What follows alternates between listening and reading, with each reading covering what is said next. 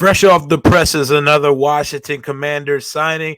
The Commanders are very surprisingly active today. Well, this is not necessarily a signing, but we just claimed cornerback Cam Dantzler Sr., the former Mississippi State Bulldog. I know Fred Smoot's going to love that, and I know he's going to talk this signing into oblivion on Command Center in the coming days.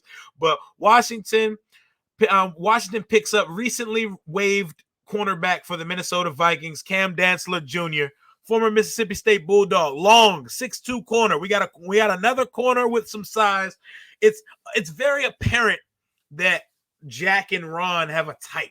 They like these long-bodied 6'2" corners with no speed, because currently on the roster we have a cornerback room that ain't got an inch or inkling of speed in it. But Cam Dantzler, I like it how he plays on the ball. He has good length. He'll be a good depth piece for us, CB3, CB4 type guy, and he wouldn't prevent me from what my plan ultimately has been this entire offseason, which is go cornerback round one in the draft. Like, get me a Devon Witherspoon or Christian Gonzalez in the first round. This cornerback room is desperately seeking some juice, some speed. I know we got St. Juice, but between Fuller, St. Juice, and Cam Dantzler, there is no speed in that room, and somebody's got to be able to cover a guy going over the top. Somebody's got to be able to run on this defense, and we currently lack that. But what Cam Dantzler brings, he brings good size.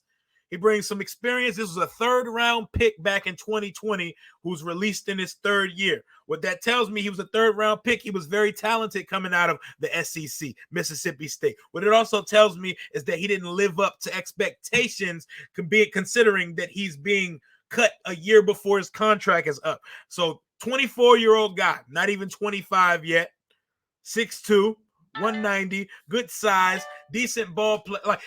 Not too much ball production. He started 9 games this year. He started only 26 over his 3-year. But Minnesota Vikings fans were surprised to see him released, as Kwesi, their new GM they got over there, he's completely overhauling that whole roster right now. They're going in a complete rebuild. They're getting everybody up out of there.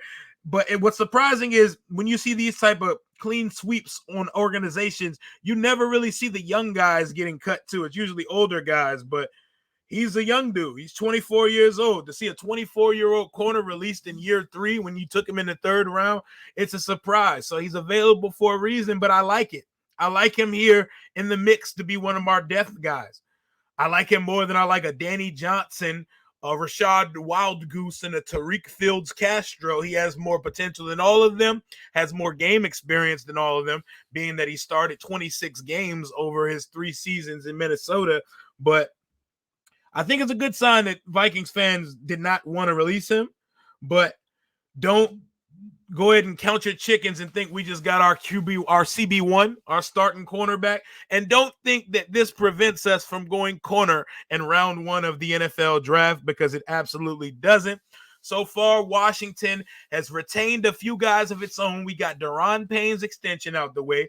Danny Johnson, depth piece guy, camp body guy, 2-year deal. Khaleke Hudson, 1-year contract. We signed center Nick Gates out of New York to a 3-year deal, and right tackle from Kansas City, Eric Bieniemy's boy, Andrew Wiley, to a 3-year deal as well. None of these deals have been too expensive.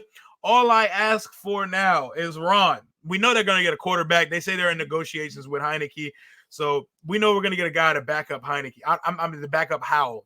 So I'm not going to sit here and say, oh, my God, I need a quarterback. No, what I need is for this team to go get me a middle linebacker. We have ignored this position for far too long.